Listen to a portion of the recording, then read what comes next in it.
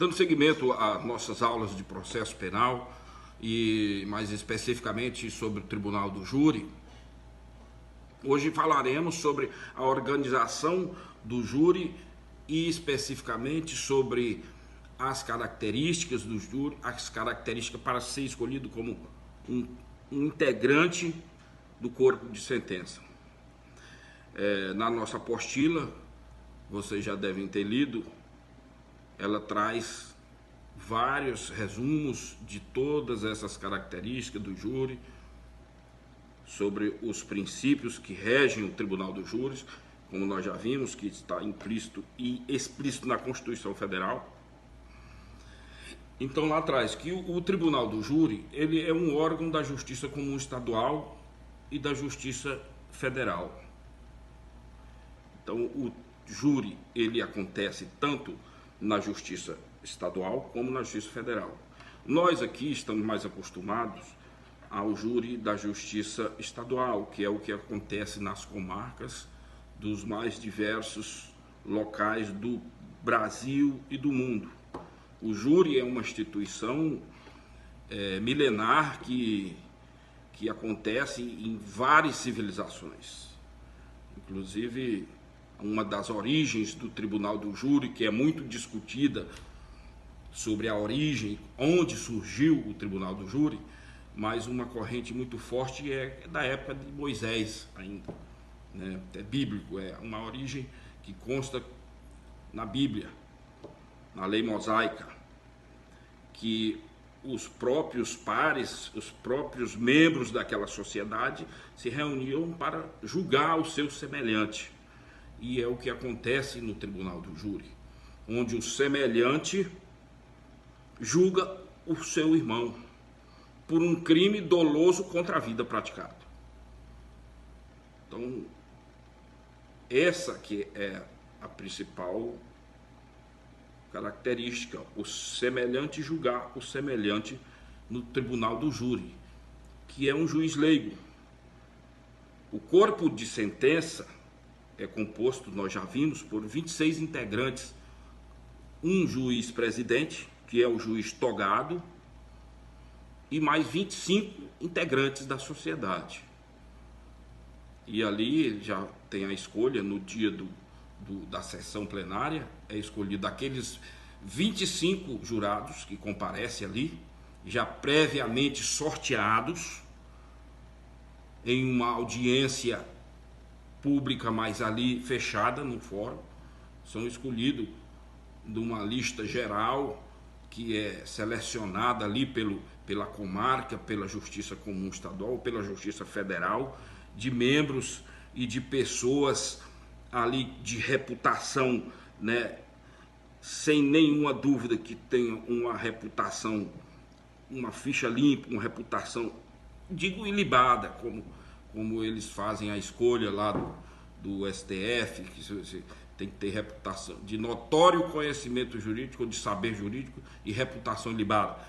Mas o membro do Tribunal do Júri também tem que ter essa vida limpa, essa ficha limpa. Lá a gente pode ver que ele é escolhido naquela cidade. Vamos dar um exemplo aqui da nossa cidade, aqui onde tem a nossa faculdade de Direito, que é Colinas, mas nós temos alunos aqui de várias cidades circunvizinhas, mas Colinas, que é onde nós estamos agora. Aqui eles escolhem, fazem uma triagem com vários nomes de empresários, de funcionários públicos, de pessoas também donas de casa, trabalhadores também, na maioria das vezes autônomos, mas pessoas que têm uma ficha limpa na cidade, pessoas com experiência de vida na cidade. Então eles pegam ali uma lista com 500 nomes, eles tiram ali da Justiça Eleitoral, é o que eu tenho visto. Então eles pegam ali da Justiça Eleitoral, aqueles nomes têm que ser eleitor, a característica tem que ser eleitor com mais de 18 anos. mas geralmente eles escolhem pessoas com mais experiências. Eles não têm escolhido pessoas de 19, 20, 21 anos. Eu tenho visto muito pouco essa escolha, porque a pessoa ainda não tem aquela experiência, aquela vivência para julgar um semelhante por um crime doloso contra a vida. Então, essa é uma das formas que eles usam para fazer essa lista geral. E dessa lista geral, depois é marcado uma audiência onde são convocados ali o Defensoria Pública, Ministério Público, um representante da Ordem dos Advogados do Brasil também é convocado, e ali eles fazem o sorteio dessas 25 pessoas que farão parte daquele conselho de sentença daquela temporada, daquele semestre, ou ali para aqueles 1, 2 meses de julgamentos que eles determinam todo ano. Então aí ali é feita essa escolha dos 25. Lembrando que antes foi feita a triagem. Então, as características do tribunal do júri, uma é que o órgão é colegiado, como eu já falei, 25 integrantes do povo, mais um juiz togado, que é o juiz de direito geralmente é o juiz de direito criminal, que é o presidente do tribunal do júri. Uma outra característica é que ele é heterogêneo. O tribunal do júri, os 25 integrantes do corpo de jurado é heterogêneo, são pessoas leigas, né, sob a presidência de um juiz togado, mas aqueles 25 jurados, eles têm que ser pessoas leigas, ou seja, que não são profissionais do direito, muito embora haja ali entre os integrantes a possibilidade, e isso é uma realidade, que haja bacharéis em direito, que haja estudantes de direito e que haja advogados também ali. Interessante notar que até na nossa apostila tem uma parte lá que diz das pessoas que podem servir como corpo de jurados e das que não podem, ou seja, as que são proibidas de participar e as que podem pedir dispensa. E uma delas ali a gente vê, aí o advogado, isso é pergunta de prova. Eu me deparei recentemente com uma questão de prova que se o advogado, ele é dispensado por ser advogado de participar do tribunal do júri. Não, na nossa lista não traz isso especificamente. Não traz, eu estou com a apostila aqui, entendeu? Então, não traz essa isenção, que o advogado é isento de participar do tribunal do júri. Mas que eu ouso até discordar, porque membro da defensoria já é isento. Ele já pode, na realidade ele já é isento ali na lista. Quando está formando a lista geral, ele já exclui ali um membro da defensoria, mas não tem um advogado na lista. Então nós temos aqui, dentre essas isenções que está lá na nossa apostila, o presidente da República, os ministros de estados, governadores e seus vice-governadores, os parlamentares, prefeitos municipais, magistrados, membros do Ministério Público e membros da Defensoria, como eu já falei, os servidores do Poder Judiciário, os servidores e membros do Ministério Público, autoridades e servidores da polícia, militares que estejam na ativa, os maiores de 70 anos, desde que requeram, eles não são obrigados, os maiores de 70 a participar, se forem sorteados, se forem colocados nessa lista geral, eles não são obrigados a ir a participar do conselho. Eles podem pedir essa isenção, desde que requeram. Então, a diferença dessa isenção para outra, igual eu falei, desses outros parlamentares, prefeitos, membros do MP, para os maiores de 70, que os maiores de 70 não são obrigados, mas eles têm que requerer a dispensa se forem sorteados. Compreenderam, né? E todo aquele que requerer a dispensa, porque além dessas isenções, nós temos pessoas que também que são sorteadas e vão no dia lá, comparecem no dia, mas que previamente fazem um requerimento para o juiz presidente do conselho, pedindo isenção, ou porque está doente, ou porque tem algum membro da família doente, tem que cuidar, não pode ficar o dia inteiro lá, e muitas vezes 1 dia, 2 dias, 3 dias de julgamento, a pessoa tem que ficar ali participando daquele tribunal do júri, não pode sair, não pode usar o telefone. Então, muitas pessoas pedem essa dispensa, mesmo sem estar enquadrado ali no artigo 437 do Código de Processo Penal, que é onde fala das isenções. E aí o juiz julga isso na hora da sessão. No momento de iniciar a sessão, ele dá a decisão, dizendo se dispensa ou não aquela pessoa que pediu isenção, mas a pessoa tem que comparecer na sessão, se a decisão não tiver saído antes. E é interessante essa questão das isenções de fazer parte do júri, porque nós temos até um exemplo da escusa de consciência. Por exemplo, a pessoa, por ela ser, por exemplo, um evangélico, pode querer pedir dispensa para não julgar o semelhante, né? Não julgar o próximo. Então ela pode, não vou participar porque eu sou evangélico, então minha consciência não permite que eu julgue o meu próximo. E eu quero pedir dispensa por isso. Essa questão da escusa de consciência não funciona no tribunal do júri.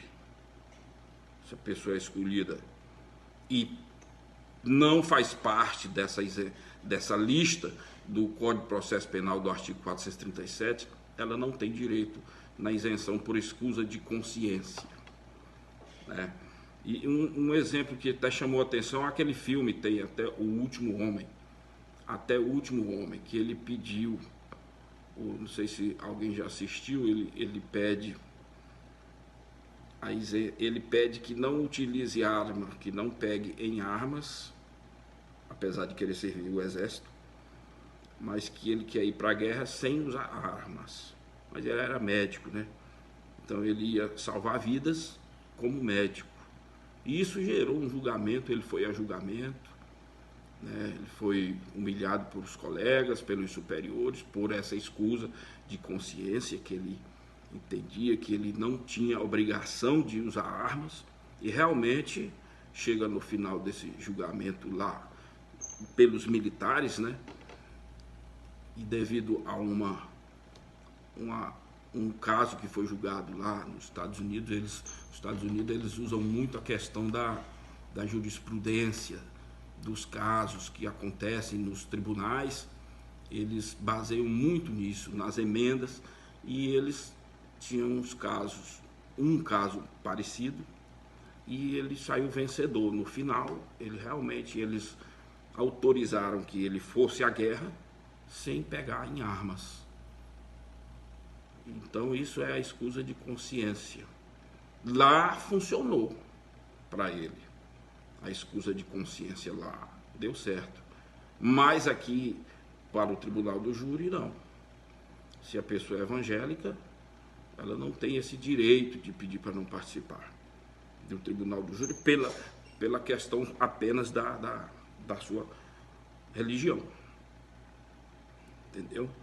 Das apostilas, nós dando seguimento, nós temos também uma pergunta bastante interessante. Pode o cidadão recusar-se a servir como jurado fora das hipóteses legais de isenção? Não, lá diz, o júri é obrigatório. Agora, se a pessoa, pela escusa de consciência, disser que não vai, que não pode participar e realmente chegar a não ir, de jeito nenhum, não aceita e não vai, ela vai ser condenada, ela vai se abrir um processo contra ela e ela pode ser condenada a prestar serviços à comunidade. Essa é uma das consequências, além da multa, né? Além da multa, e uma consequência também mais drástica na vida também do cidadão que se recusa a participar do tribunal do júri, além dele ser processado e condenado por um crime, que na realidade ele está se recusando, ele vai ser condenado por prestar serviço à comunidade, entendeu? Ele também perde os direitos políticos dele. Então, perdendo os direitos políticos, vem uma gama de consequências, né? Que essa questão dos direitos políticos, eu tenho até um pensamento sobre isso com relação ao cidadão que é condenado por um crime, que perde os direitos políticos, porque depois da sentença transitada em julgado, o juiz remete aquela decisão para a Justiça Eleitoral e aquela pessoa não pode mais votar, né? O título é cancelado e aí nessa situação ele automaticamente não pode assumir emprego público, né? Porque ele tem que apresentar documentação para tomar posse no concurso público, e se ele não tem título eleitoral, ele não está em pleno gozo do seu direito político, automaticamente ele não vai tomar posse. Muitas empresas particulares também pedem o título de eleitor, para poder a pessoa ser admitida na empresa. Bancos que pedem também, para poder abrir conta bancária, pedem o título eleitoral. Então essa pessoa que é condenada por um crime, ela fica à margem da sociedade já aí nesse ponto, porque ela foi condenada, não é mais um cidadão em pleno gozo dos direitos políticos. Como é que ela vai se ressocializar? Como se ressocializa uma pessoa se ela não vai ter a oportunidade de ter um emprego decente, de ser admitida de uma empresa, de estudar para um concurso público e depois que sair de estudar ali dentro da cadeia mesmo, se tiver preso, estudar para um concurso público e sair dali, passar e não pode tomar posse, se ela perdeu os direitos políticos. É uma incoerência muito grande que eu acho que a justiça tem que rever isso. Há correntes que defendem que isso seja retirado do ordenamento. E eu particularmente concordo com isso, que seja retirada essa parte, porque não há ressocialização dessa forma. Muitos são condenados sem precisar cumprir um dia sequer na prisão. São os casos que a pessoa ali são condenados apenas para prestar serviço à comunidade, no regime aberto. Então ela não cumpre a pena fechada. Aquele cidadão ali também perde os direitos políticos. Entendeu? Então, com relação à isenção, eu acredito que estamos aí já bem esclarecidos. Eu volto no próximo vídeo.